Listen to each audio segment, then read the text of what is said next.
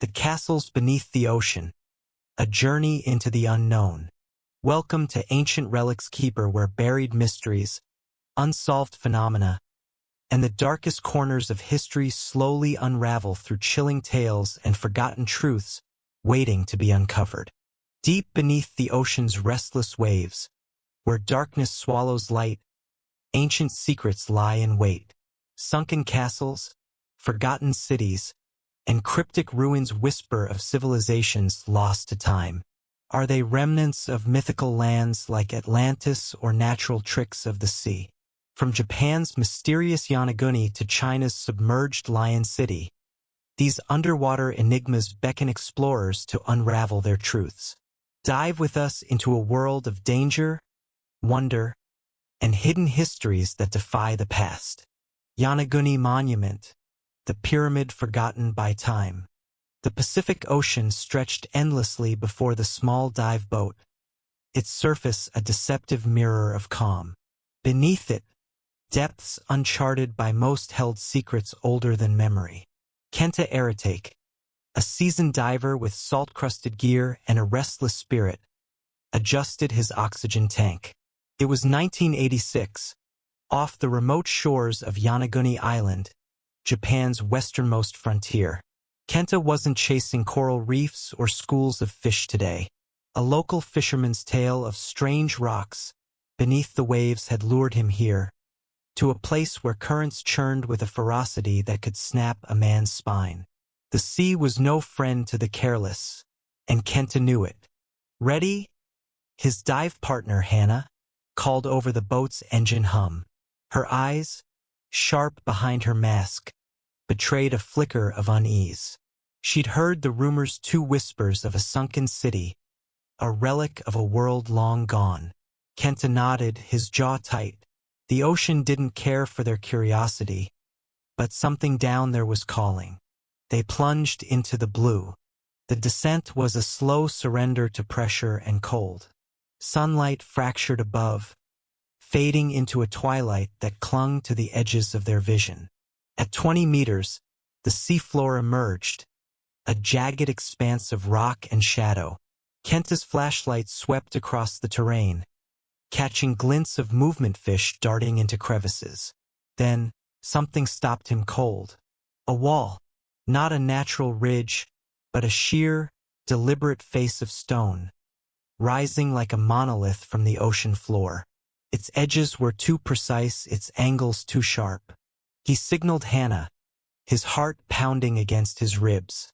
She swam closer, her light joining his. The structure stretched wider than their beams could reach, terraces carved into the stone, steps descending into darkness, and corners so perfect they seemed cut by a giant's blade. Kenta's mind raced.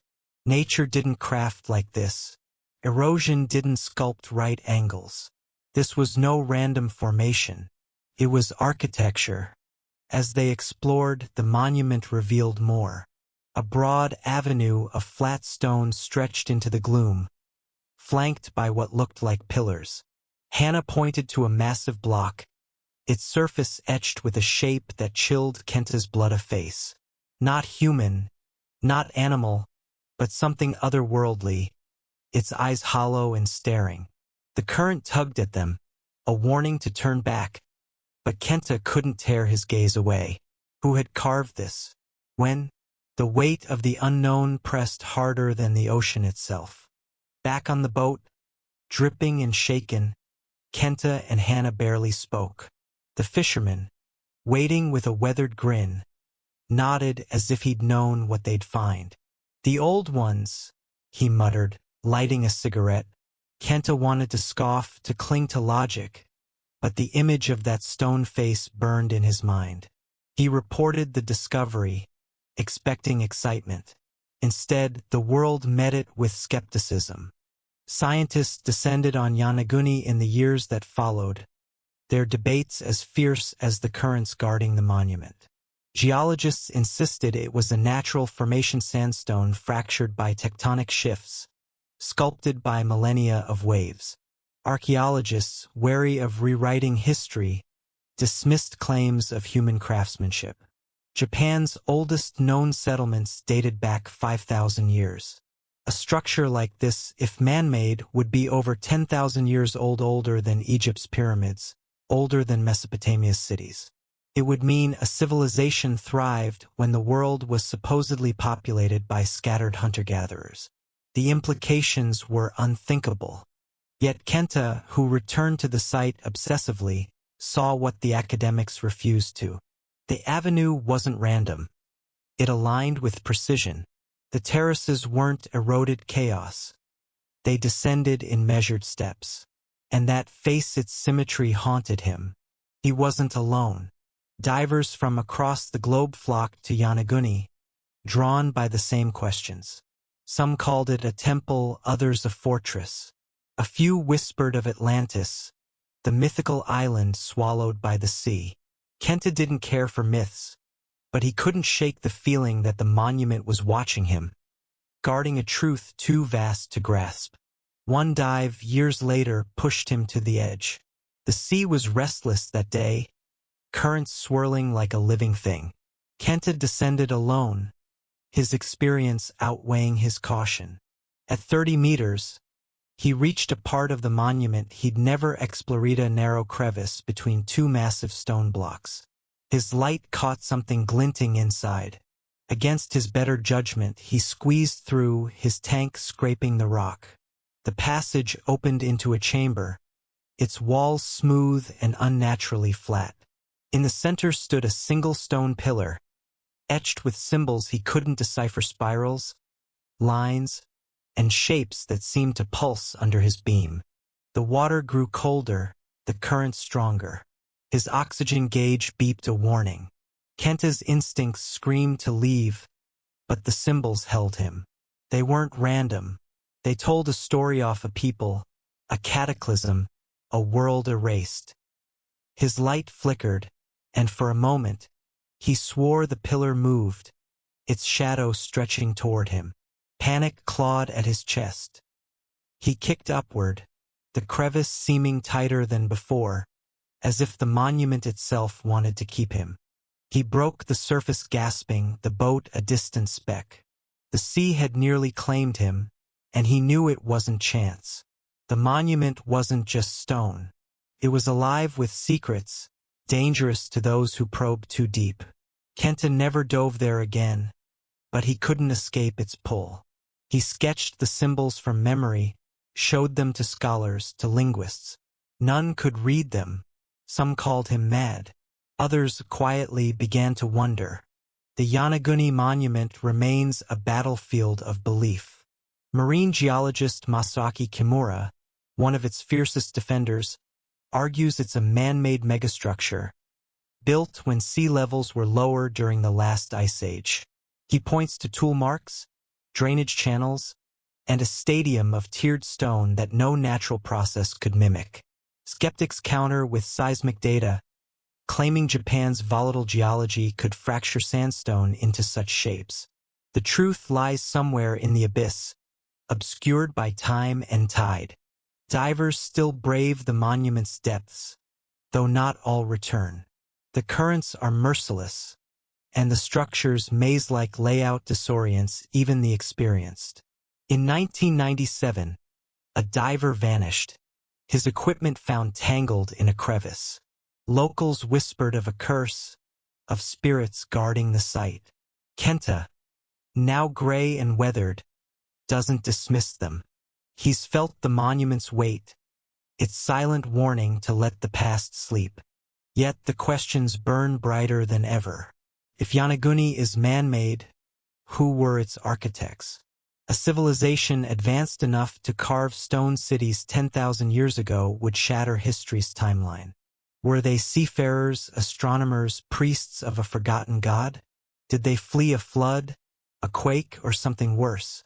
The monument's age aligns with the end of the Ice Age, when melting glaciers drowned coastal lands. Could it be a relic of a lost world, one Plato's Atlantis dimly echoes? Conspiracy theorists weave wilder tales. Some link Yonaguni to Mu, a mythical Pacific continent. Others claim extraterrestrial hands shaped its stones, pointing to the face-like carving as proof. Kenta scoffs at such ideas, but even he admits the symbols in that chamber felt alien, their meaning just beyond reach. The truth, he suspects, is both simpler and stranger people erased, their story buried under fathoms of water. The monument's allure is its danger. It dares explorers to risk everything for a glimpse of the impossible. Each dive is a gamble, each discovery a step closer to answers or oblivion. The sea doesn't yield its secrets easily, and Yanaguni is its gatekeeper. Its terraces, avenues, and silent face stand as a challenge. Unravel me, if you dare. As science advances, new tools probe the site. Sonar maps reveal structures stretching farther than anyone guessed, hinting at a complex larger than a city. Underwater drones capture images of carvings too precise for chance. Yet the ocean fights back, its currents scouring the stone, its depths hiding what divers can't reach. The monument endures, patient, eternal, as if waiting for the right moment to speak. Kenta, now retired, sits by the Yanaguni shore, staring at the horizon. The fisherman's words echo in his mind. The old ones. He sees their faces in his dreams, not the stone one, but human, fleeting, pleading to be remembered. He wonders how many other Yanagunis lie out there, submerged and silent, their stories drowned. The Pacific is vast, its secrets vaster. The monument is only the beginning. The world may argue, but the stone doesn't lie. It waits, as it has for millennia, for someone braver, foolish enough to unlock its truth. Until then, it remains the pyramid that time forgot, a sentinel of a lost age, whispering one question to all who dare listen. What else lies beneath the waves? Dwarka, the sunken city of a god. The Arabian Sea churned under a sky bruised with storm clouds, its waves clawing at the research vessel Unvesha. Dr. Priya Sharma, a marine archaeologist with a reputation for chasing myths, stood at the bow, her eyes fixed on the horizon off Gujarat, India. It was 2001, and the sea was about to surrender a secret it had guarded for millennia. Priya's team had been scanning the seabed for weeks, their sonar equipment humming through the night. The data was promising, too promising. Beneath the waves, something vast and unnatural lay hidden, defying the limits of history. Got something? Called Vikram, the sonar technician, his voice tight with excitement. Priya rushed to the monitor, her pulse racing. The screen displayed a grid of shapes. Squared foundations, straight lines, and what looked like streets, all submerged under 30 meters of water. It wasn't a shipwreck or a coral reef. It was a city. Priya's breath caught. She'd spent years studying the Mahabharata, the ancient epic that spoke of Dwarka, the golden city of Lord Krishna, built by divine hands and swallowed by the sea. Could this be it? The team prepared for a dive, but the sea was restless. Currents swirled like living things, and the water was murky with silt. Priya checked her gear, ignoring the knot in her stomach. Her colleagues warned her. The site was dangerous, its jagged ruins a trap for the unwary. But Priya wasn't here for caution. She was here for truth. The descent was disorienting, a plunge into a world where light barely reached. At 25 meters, the seafloor emerged, a chaotic sprawl of stone. Priya's flashlight cut through the gloom, revealing a wall too straight, too deliberate to be natural. She swam closer, her heart pounding. The stone was weathered but precise, its edges squared like the work of a master mason. The team fanned out, their lights dancing across the ruins. They found more. A grid of what could be streets, paved with flat stones. A platform that might have been a temple's base. And a massive block etched with symbols no one could read. Priya's mind raced. The Mahabharata described Dwarka as a city of gold, its palaces gleaming under the sun. These ruins were humbler, but their layout spoke of planning, of a people who knew how to build.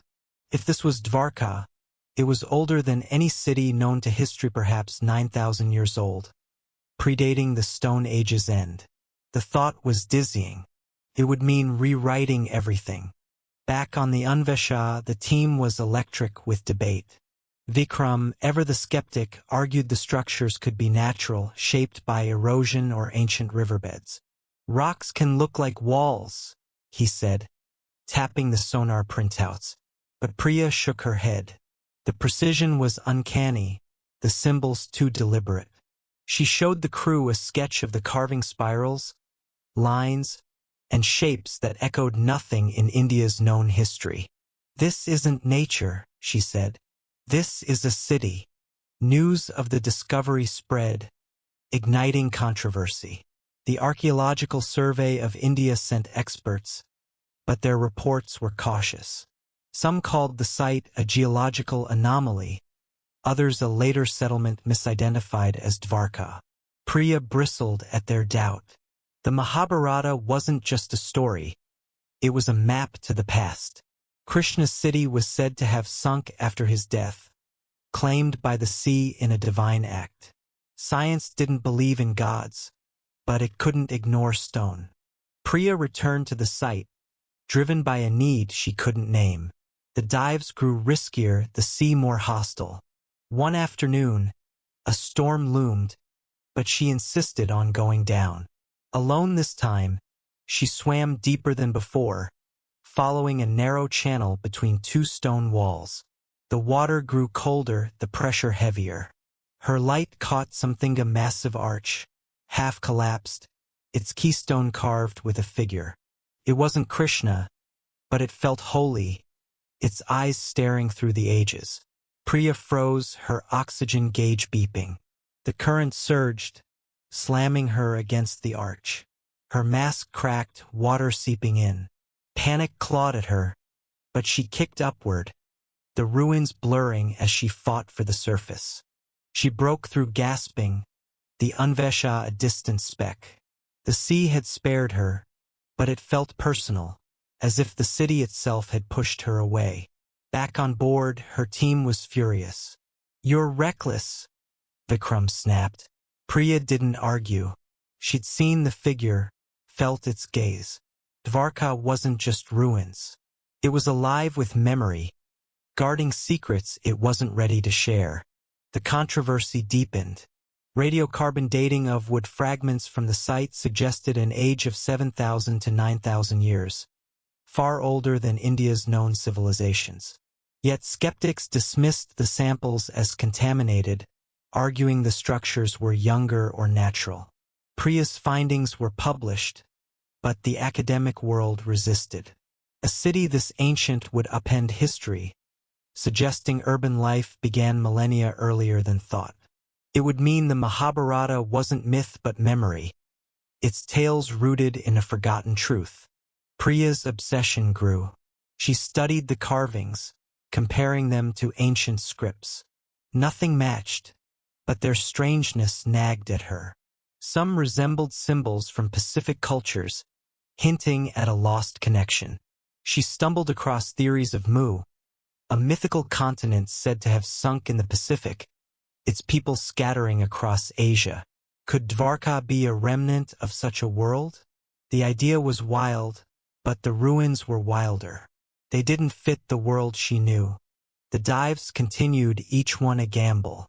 The site was treacherous, its stones sharp and unstable. In 2003, a diver was injured when a slab shifted, pinning his leg. Locals whispered of a curse, of Krishna's spirit protecting his city. Priya didn't believe in curses, but she felt the site's weight. Every dive was a trespass, every discovery a challenge to the past. She began to dream of the arch, its carved figure speaking in a language she couldn't grasp. "Leave us," it seemed to say. She woke sweating, the words echoing. One night, studying sonar maps, Priya noticed something: Newa circular structure, buried deeper than the rest. It could be a temple, a plaza, or something stranger. She planned a final dive, ignoring her team's protests. The sea was calm that day, unnaturally so. At 35 meters, she found it. A ring of stones, their surfaces etched with the same spirals. In the center, a pit yawned, too deep for her light to pierce. Her gauge beeped, her air running low. She should have left, but the pit called her. She swam closer, her light trembling. Something glinted below a metallic sheen, impossible for stone. Her hand brushed the pit's edge, and the water vibrated, a low hum that shook her bones. The glint vanished, and the current roared, dragging her back. She fought it, her vision blurring, the ruins spinning. Her team pulled her up just as her air ran out, her body limp. On the Unvesha, she coughed up seawater, her mind reeling. The hum lingered, a warning or a promise. Priya never dove again. The experience broke something in her, but it also hardened her resolve. She published her findings, calling the site Dwarka, a city of the gods. Critics mocked her, but others listened. Divers and scholars visited the site, their reports adding to the mystery. Sonar revealed more structures, stretching miles along the coast. Artifacts surfaced: pottery, beads, tools dated to an era when humanity was supposedly nomadic. The evidence was mounting, but the world wasn't ready. Dwarka remains a riddle. Is it Krishna's city, a Stone Age metropolis, or a trick of the sea? The ruins don't care for labels. They stand silent, their carvings fading under the waves. Priya, now retired, lives by the Gujarat coast, her walls covered in sketches of the arch and its figure. She believes Dwarka is a key, not just to India's past but to humanity's. If Mu existed, if lost worlds once thrived, Dwarka might be their echo. The sea keeps its secrets, but it can't hide forever. New technologies, drones, submersibles probe deeper, mapping what divers can't reach. Each discovery fuels the question: how many other Dwarkas lie out there, waiting? Priya dreams of the pit, its glint a beacon. She knows the city isn't done with her. It waits, as it has for millennia, for someone to hear its story. Cleopatra's Palace, a queen's hidden legacy.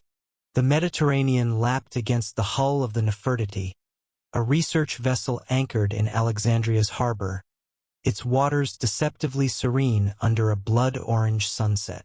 Dr. Amira Khalil, a marine archaeologist with a penchant for the impossible, stood at the deck's edge, her eyes tracing the horizon where Egypt's ancient capital met the sea. It was 1998, and Frank Gaudio's team, which Amira had joined, was on the cusp of rewriting history. Beneath these waves, sonar had detected anomaly stone structures, too precise for nature, buried in silt. The rumors whispered of Cleopatra's lost palace, the heart of a queen's empire, drowned by time and tide. "Ready for the dive?" asked Karim, the team's dive master, his voice cutting through the hum of equipment. Amira nodded, her fingers tightening around her flashlight. The harbor was a graveyard of history, its depths hiding relics of Greece, Rome, and Egypt. But Cleopatra's palace? That was a legend even skeptics couldn't resist. The sonar images showed columns, walls, and what might be statues, all submerged under 10 meters of murky water. If true, this was no ordinary find. It was a window into the life of a woman who shaped empires. Amira slipped into the water, the cold biting through her wetsuit. The descent was slow, the harbor's silt clouding her vision like a living fog. At 8 meters, the seafloor emerged a chaotic sprawl of stone and shadow. Her light caught a glint, a marble column, half buried, its surface carved with lotus flowers. She swam closer, her pulse quickening. The column wasn't alone. Nearby, a massive slab loomed, etched with hieroglyphs worn but legible. Amira's breath hitched. This wasn't a shipwreck or a forgotten dock. This was architecture, royal and deliberate. The team spread out, their lights piercing the gloom. Kareem signaled to a cluster of stone's foundations, squared and aligned, suggesting a courtyard.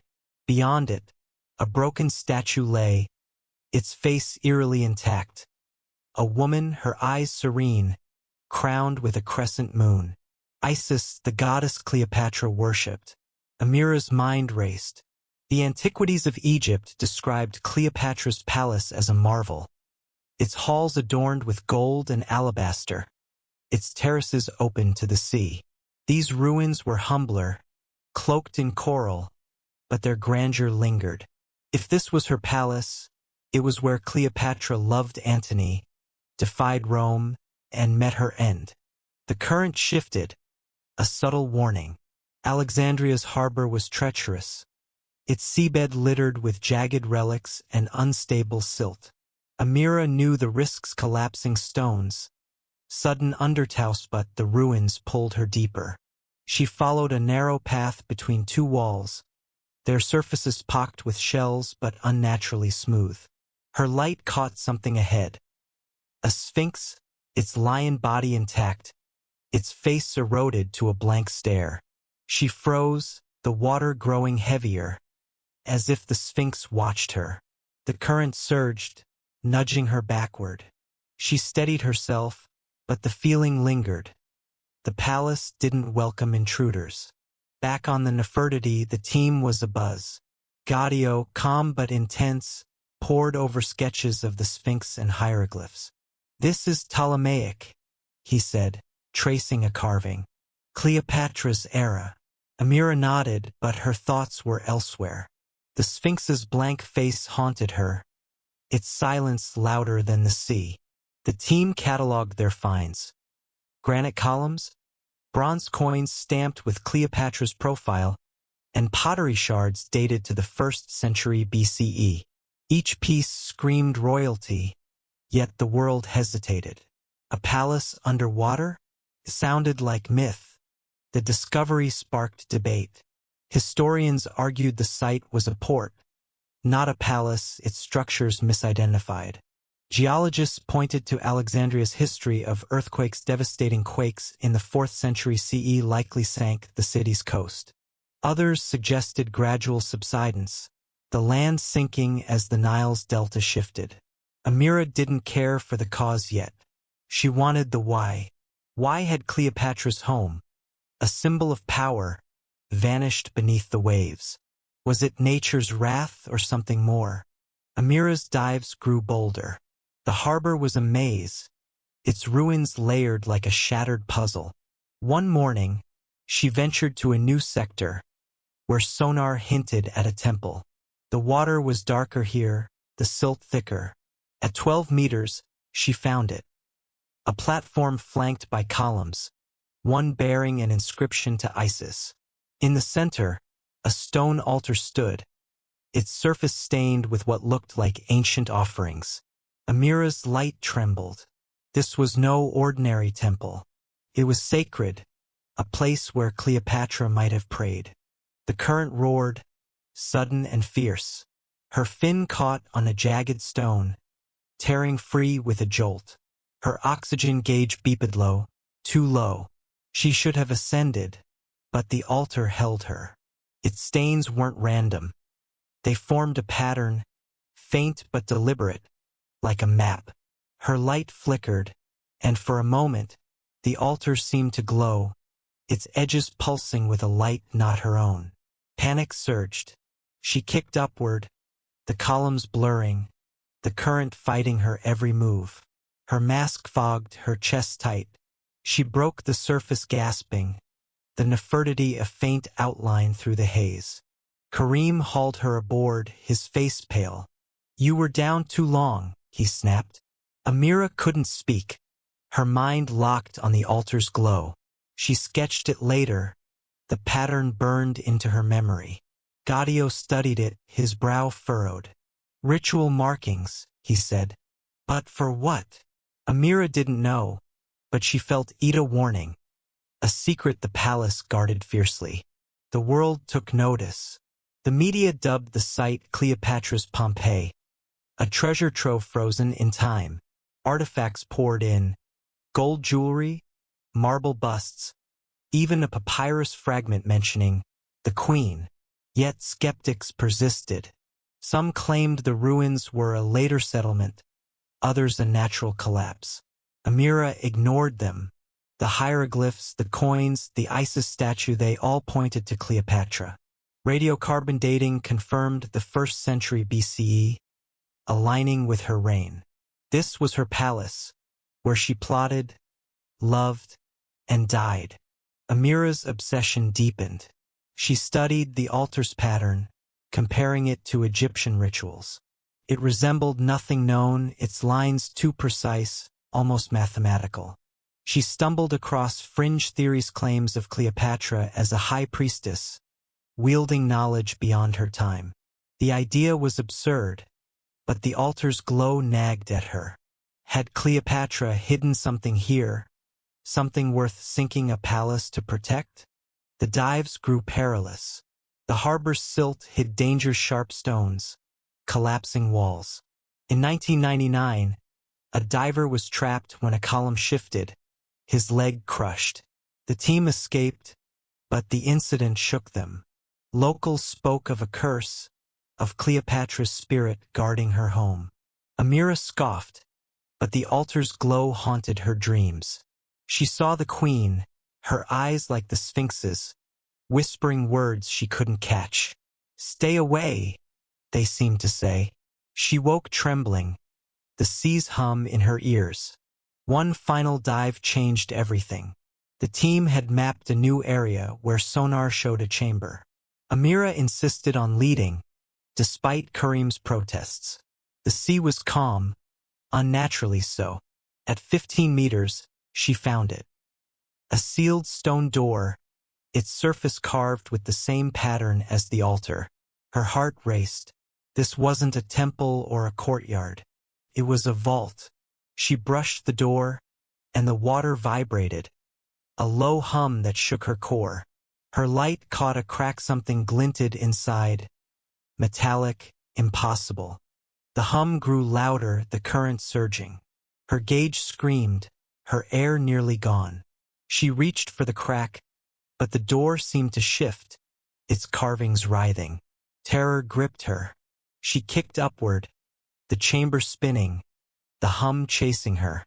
Her team pulled her up, her vision fading. On the Nefertiti, she collapsed, coughing seawater. The glint burned into her mind. The vault wasn't empty.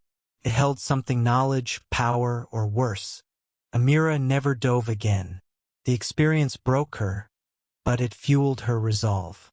She published her findings, calling the site Cleopatra's Palace, a lost world of Egypt's last queen. Critics debated, but the evidence was undeniable. The coins, the statues, the hieroglyphs. The vault remained unopened, its door too heavy for their tools. Gaudio's team continued, uncovering moriamphry, mosaics, a second sphinx. Each find deepened the mystery. What had Cleopatra hidden? Why had the palace sunk? The site remains a beacon. Divers brave its dangers, drawn by the queen's shadow. Earthquakes or subsidence may explain the sinking, but the vault's hum suggests more. Amira, now teaching in Cairo, keeps the pattern sketch. Its lines a puzzle she can't solve. She believes the palace is a key not just to Cleopatra, but to secrets older than Egypt. If Atlantis or other lost worlds existed, this could be their echo. The Mediterranean guards its truths, but technology advances. Submersibles probe deeper, mapping the palace's full extent. Each discovery asks, what else lies beneath Alexandria's waves? Amira dreams of the vault, its glint a call. The queen's legacy endures, daring the brave to unlock her final secret. Alit Yam, the village under the waves. While Cleopatra's sunken palace in Alexandria guards the secrets of a queen's final days, off Israel's coast. The submerged village of Atlit Yam holds whispers of a civilization lost to the dawn of time. The Mediterranean was a restless giant, its waves crashing against the rocky shores of Atlit, Israel, under a sky heavy with dusk. Aboard the weathered fishing boat Shalom, repurposed for exploration, Yael Levin stood alone, her hands gripping the rusted railing. A marine biologist turned amateur archaeologist, Yael had no formal training, only an obsession with the sea's hidden stories. It was 1985, and Atlit Yama Neolithic village, submerged 10 meters below, had become her fixation. Discovered by divers a year earlier, its stone houses, graves, and enigmatic structures challenged everything known about early humans. Tonight, Yael wasn't just chasing history. She was chasing a feeling pull from the deep that wouldn't let her go. "Sonar's ready?" shouted Amos, a grizzled diver who joined her out of curiosity. Yael nodded, her eyes on the water. The sonar had mapped Atlit Yam's ruins, but a new signal intrigued her. A cluster of shapes, circular and precise, unlike the village's rectangular homes. Was it a mistake or something more?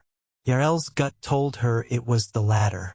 Atlit Yam was 7,000 to 8,000 years old, from a time when humans were supposedly nomadic. A circle suggested purpose, ritual, astronomy, or secrets buried by the sea. The dive was a gamble.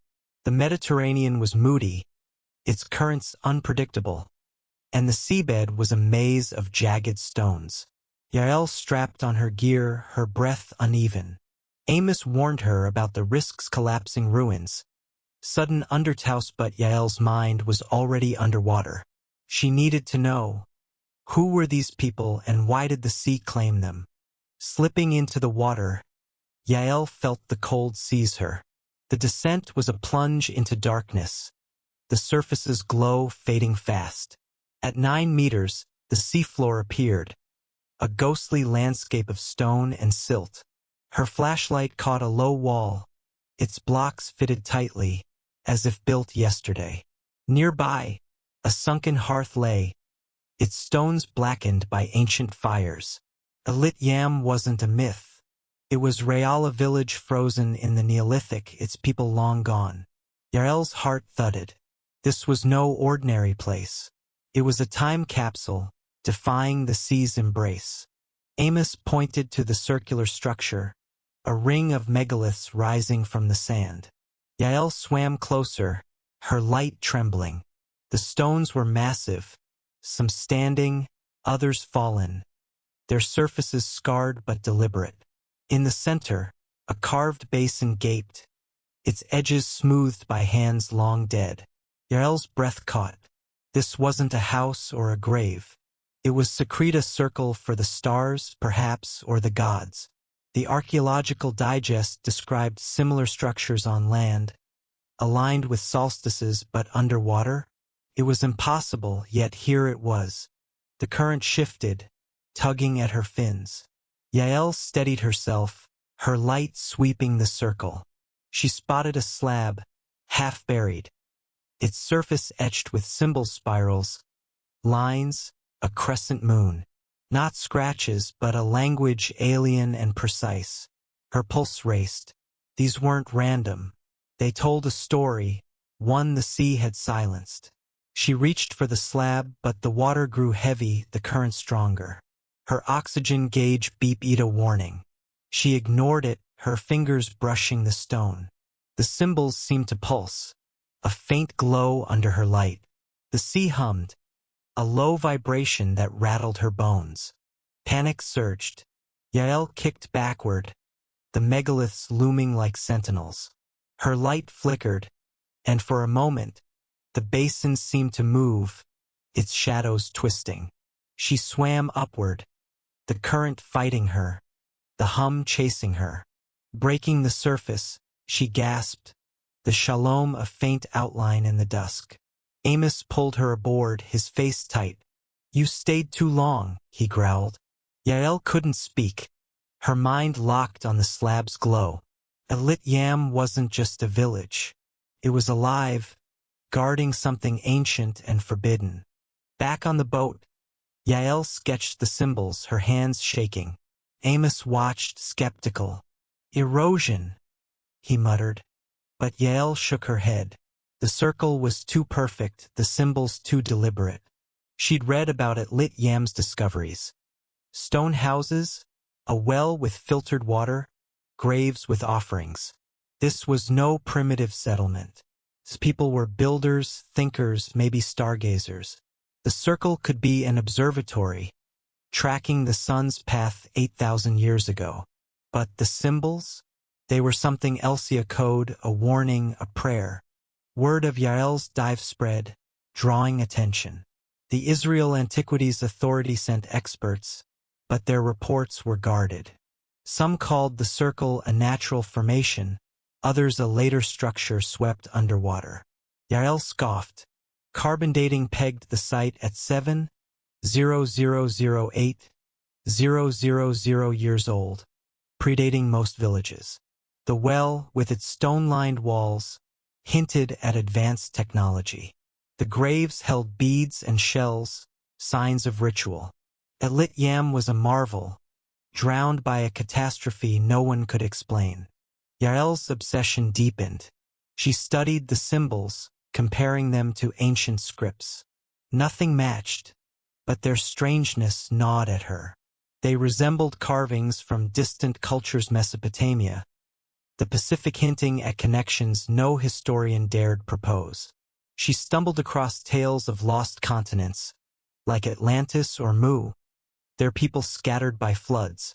Could Elit Yam be a remnant, a fragment of a forgotten world? The idea was wild, but the village was wilder. It didn't belong in the Neolithic. The dives grew dangerous. The seabed was unstable, its stones shifting under the sea's weight. In 1986, a diver was nearly crushed when a wall collapsed, his screams muffled by the water. The team escaped, but the incident chilled them. Locals spoke of a curse, of spirits protecting the village. Yael laughed it off, but the slab's glow haunted her. She dreamed of the circle, its megaliths lit by a moonless sky, figures chanting in a tongue she couldn't grasp. "Leave us," they whispered. She woke, her heart pounding, the hum lingering. One night, poring over sonar maps, Yael spotted a new animalia rectangular structure, deeper than the rest. It wasn't on earlier scans. She planned a final dive, ignoring Amos's warnings. The sea was still, its surface like glass. At 12 meters, she found it. A chamber, its walls intact, its entrance sealed by a massive stone. Her light caught the same symbols, etched deeper, more urgent. This was no house. It was a vault built to hide something. Her fingers traced the stone, and the water trembled, a hum stronger than before. A crack in the slab revealed a glint metallic, impossible for the Neolithic. The hum grew deafening, the current a roar. Her gauge screamed, her air nearly gone. She reached for the crack, but the stone seemed to shift, its symbols writhing like living things. Terror seized her.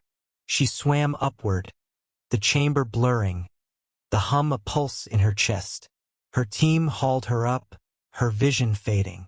On the Shalom, she collapsed, coughing seawater.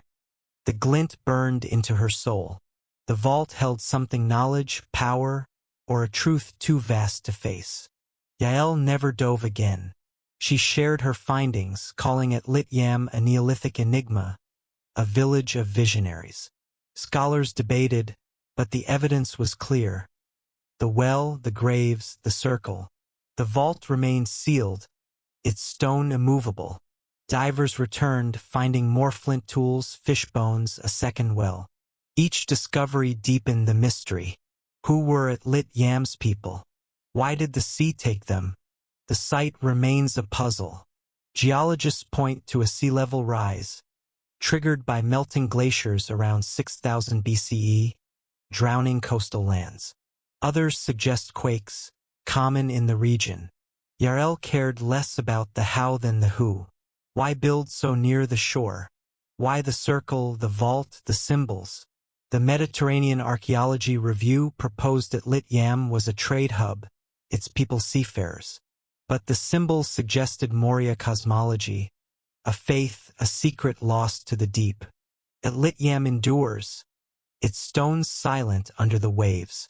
Yael, now living quietly in Haifa, keeps the symbols sketch, their lines a riddle she can't solve. She believes the village is a key not just to the Neolithic, but to humanity's hidden past. If lost worlds existed, At Lit Yam could be their echo. The Mediterranean hides its truths, but technology presses forward. Drones map the ruins, revealing structures stretching farther than thought. Each find asks, how many other villages lie submerged? Waiting? Yael dreams of the vault, its glint a beacon. The sea is patient, but its secrets are not eternal. At Lit Yam stands, a sentinel of a lost age, daring someone to unlock its truth. Lion City, China's Atlantis preserved. As At Lit Yam's sunken ruins murmur tales of a Neolithic era claimed by ancient floods, deep under China's Qingdao Lake, Lion City endures as an eerily intact testament to a bygone age. Intentionally submerged by a modern dam, its timeless structures defy decay, standing resolute against the passage of centuries.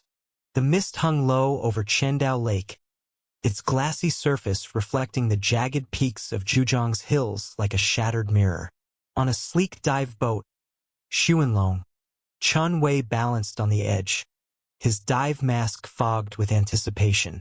A freelance photographer with a knack for capturing the uncanny, Chun had chased stories across China, but none like this. It was 2015 and Lion City Shircheng, the fabled metropolis of the Eastern Han Dynasty, lay 50 meters below, submerged since 1959 when a hydroelectric dam flooded the valley.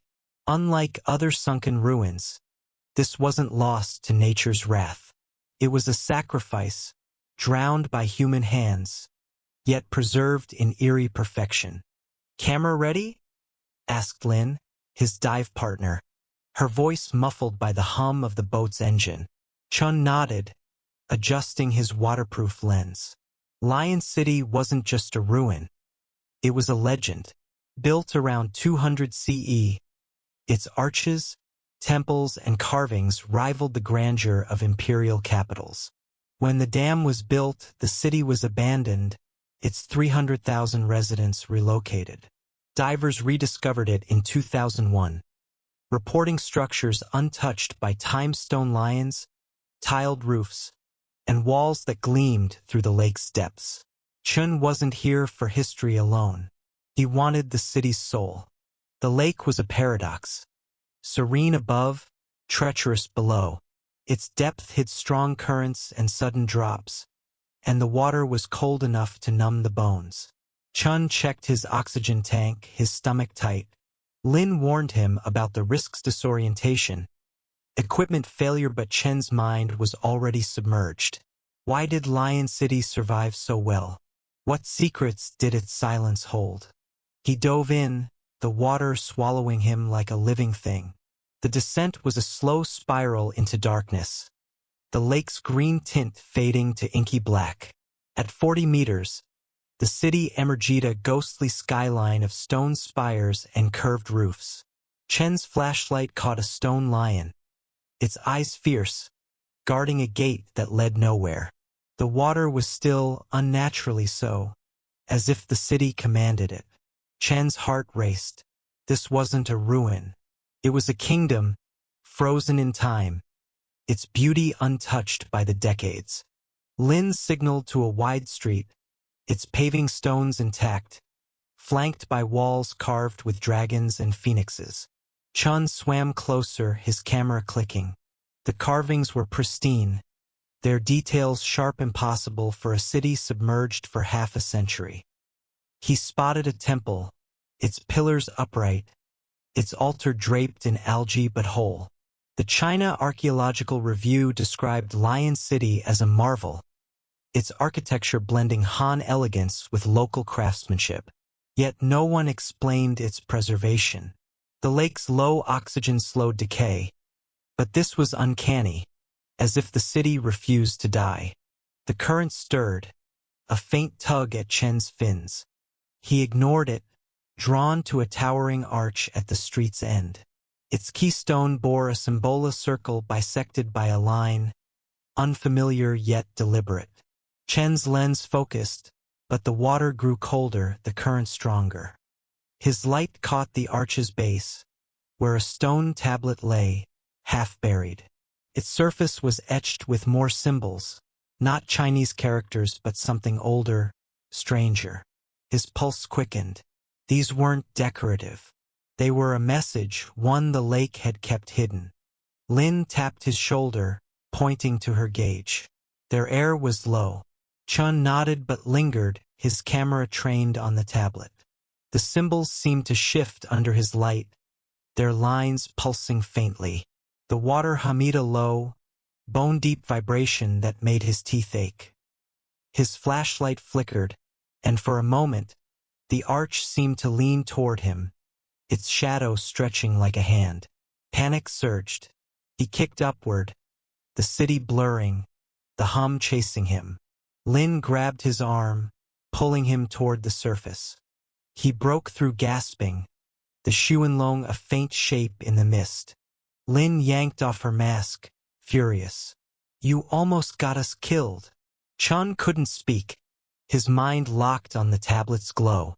He'd felt the city wasn't dead. It was watching. Back on the boat, he uploaded his photos, the symbols stark against the stone. Lin stared, her anger fading. "What are those?" she whispered. Chun shook his head. They weren't Han, nor anything in the archaeological record.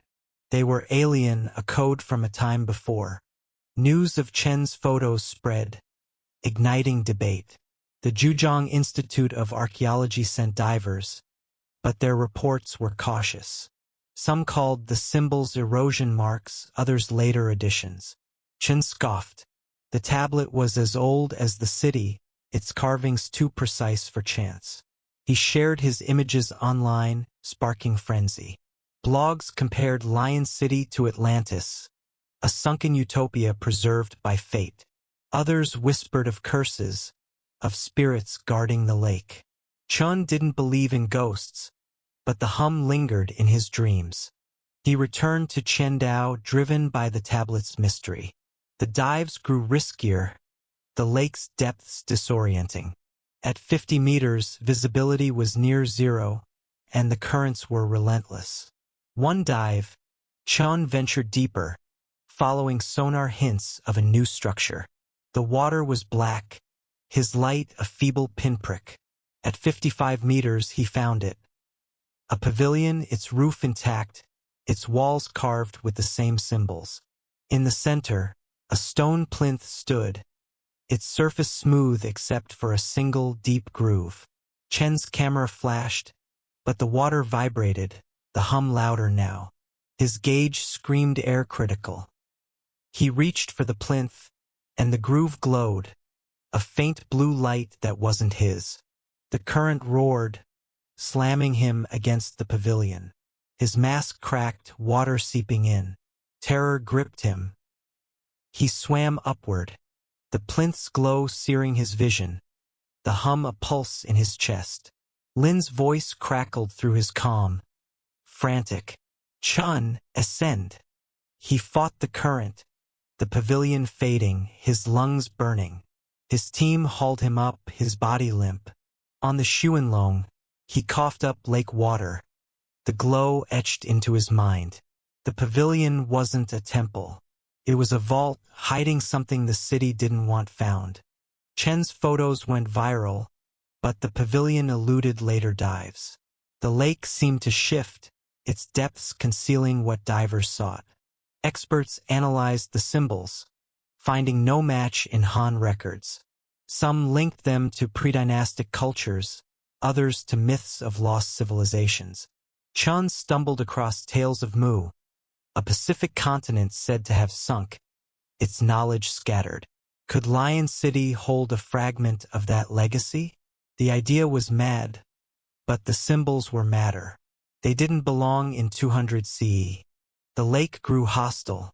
In 2016, a diver vanished, his gear found tangled in a collapsed wall. Locals spoke of a curse, of Lion City's spirits punishing intruders. Chun dismissed it, but the hum haunted him. He dreamed of the plinth, its glow a beacon, figures in ancient robes circling it under a starless sky. "Stay away," they whispered. He woke, his hands trembling, the lake's chill in his bones. One final dive changed everything. Sonar detected a new animalia chamber beneath the pavilion. Chun led the team, ignoring Lin's protests. The lake was calm, its surface a mirror. At 60 meters, they found it. A sealed stone door, its surface carved with the circle and line symbol, larger, more intricate. Chen's light trembled. This was no vault. It was a tomb or a shrine. He brushed the door, and the hum returned, shaking the water. A crack revealed a glint metallic impossible for the Han era. His gauge screamed, his air gone. The door seemed to pulse, its symbols writhing. Terror seized him. He swam upward, the chamber spinning, the hum a roar. His team pulled him up, his vision fading. On the Xuanlong, Chun collapsed, the glint burned into his soul. He never dove again. The experience broke him, but it sharpened his purpose. He published his photos, calling Lion City China's Atlantis, a city of secrets. Critics debated, but the evidence was undeniable. The carvings, the symbols, the preservation. The chamber remained sealed, its door immovable. Divers returned, finding more jade statues, bronze bells, tiled mosaics. Each deepened the mystery. What had Lion City hidden? Why was it drowned? The lake guards its truths. Divers brave its depths, drawn by the city's allure. The dam's flood may explain the sinking, but the symbols suggest more. Chun, now living in Hangzhou, keeps the plinth's photo, its glow a puzzle he can't solve. He believes Lion City is a key not just to the Han, but to a forgotten past. If Atlantis or Mu existed, this could be their echo. Technology probes deeper, mapping the city's expanse. Each find asks, how many other Lion Cities lie hidden, waiting? Chun dreams of the chamber, its glint a call.